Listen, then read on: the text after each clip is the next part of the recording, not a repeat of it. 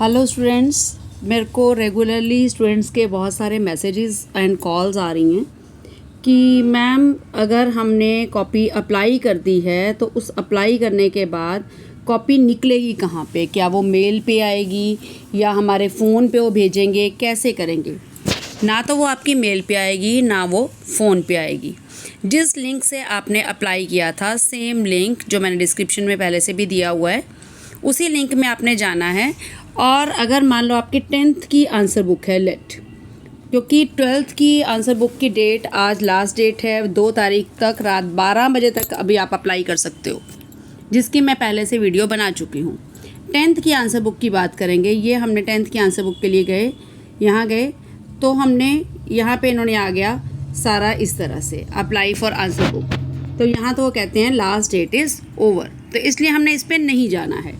फिर हमने कहाँ जाना है? हमने नीचे आना है, apply status answer book second last में, यहाँ आंसर बुक पे जाओ। यहाँ आप गए तो ये आपके पास लिखा आ गया enter answer book photocopy application number, roll number and admit card ID. ये तीनों आपने पहले से, आपके पास फ़ोटोकॉपी एप्लीकेशन नंबर है जब आपके पास आया होगा सी करके या आई एस करके, वो आपके पास रोल नंबर, एडमिट कार्ड का नंबर आपके एडमिट कार्ड पे लिखा होता है। ये करके आपने प्रोसीड कर देना है। जब प्रोसीड करोगे आपके पास फ़ोटोकॉपी आ जाएगी और उस फ़ोटोकॉपी को आपने डाउनलोड कर लेना है। Just wait, let me show you. तब आपके पास इस तरह से आ जाएगा, एप्लीकेशन नंबर आ जाएगा, आपका रोल नंबर आ जाएगा, क्लास आ जाएगा, नेम ऑफ़ द कैंडिडेट आ जाएगा। तो जिस भी आपने चीज़ की भरी होगी है ना, उसके साथ में एक यहाँ लिखा आ जाएगा डाउनलोड। तो ये यहाँ पे आपने डाउनलोड कर लेनी है। तो आपके पास आपकी जो आंसर शीट है वो डाउनलोड हो जाएगी, आपके पास आ जाएगा। यहाँ पे लिखा हुआ है डाउनलोड ऊपर ही, ठीक है।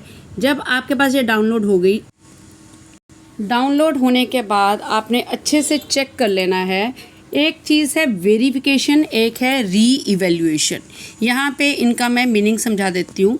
वेरिफिकेशन का मतलब ये है कि बाहर कितने मार्क्स दिए हैं और अंदर कितने मार्क्स दिए हैं, आपकी सिर्फ आपने टोटल चेक करना है कि आपके मार्क्स ठीक दिए हैं, जितने अंदर हर क्वेश्चन में मार्क्स दिए हैं। जैसे फर्स्ट क्वेश्चन में कितने नंबर दिए हैं, सेकंड में कितने दिए हैं, और क्या उतने ही नंबर आपकी फ़र्स्ट शीट पे सेम मार्क्स दिए हुए हैं।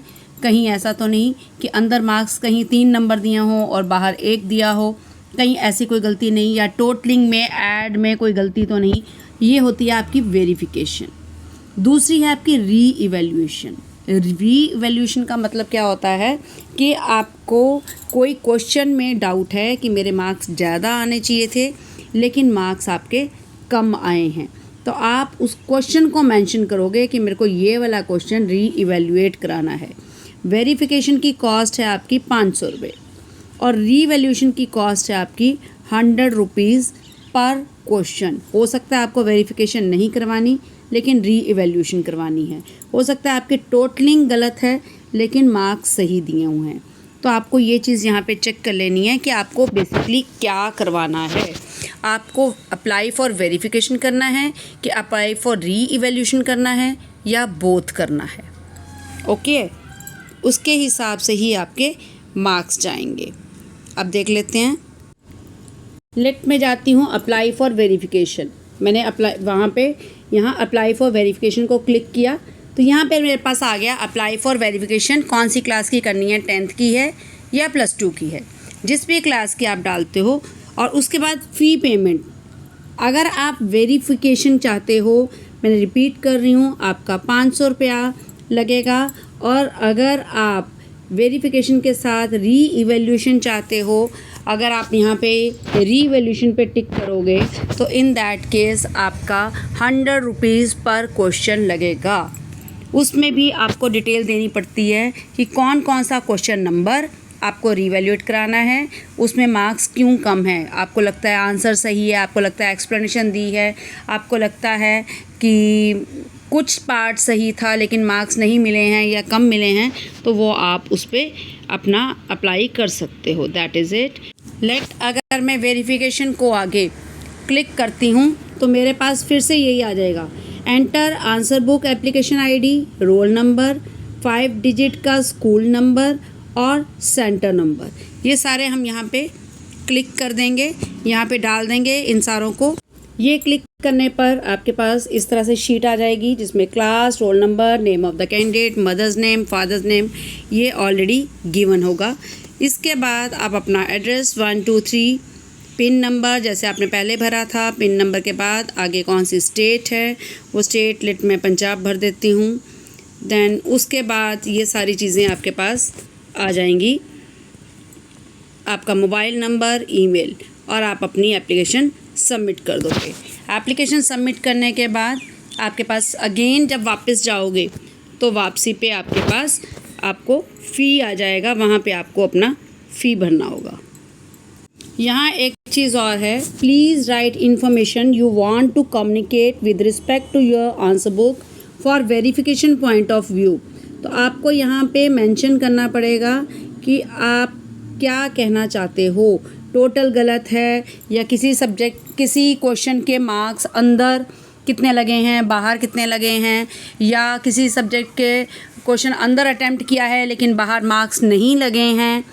जो भी आपकी कोई प्रॉब्लम है मैक्सिमम 500 करैक्टर्स में, 500 वर्ड्स में आपको वो लिखनी पड़ेगी, तभी वही क्वेश्चंस वो लोग आगे दोबारा चेक करेंगे। ये करने के बाद आप मेन्यू पेज पे आ जाओगे और वहाँ पे आ जाएगा आपके पास फ़ी पेमेंट। देन आप फ़ी पे कर लो, अपनी फ़ी का स्टेटस चेक कर लो, ये वेरिफिकेशन के लिए है। और इफ़ इन केस आपको री इवैल्यूएट कराना है, सेम चीज़ रहेगी, वैसे ही आप फिल करोगे। फिल करने के बाद आपको एक फिर अगेन बताना पड़ेगा किस किस क्वेश्चन को आपको री इवैल्यूएट कराना है, और वही क्वेश्चंस आपके री इवैल्यूएट होंगे। और रीवैल्यूएशन की सारा वो भरने के बाद एड्रेस, फ़ोन नंबर सब कुछ भरने के बाद अगेन आप फ़ी पेमेंट पर आ जाओगे और यहाँ पे आप फ़ी पे कर दोगे। और इस तरह से आपके पास अगेन जब स्टेटस आएगा तो यहाँ से आपको ऊपर से दिख जाएगा कि यहाँ पे इसी जगह पे ही आपके पास जैसे ऐप स्टेटस वेरिफिकेशन आ रहा है, ऐसे ही स्टेटस वेरिफिकेशन या रीवैल्यूएशन जो भी आपने मांगा होगा वो आपका आ जाएगा। All the best, hope so आपके मार्क्स बढ़ें और आप अच्छे रहें।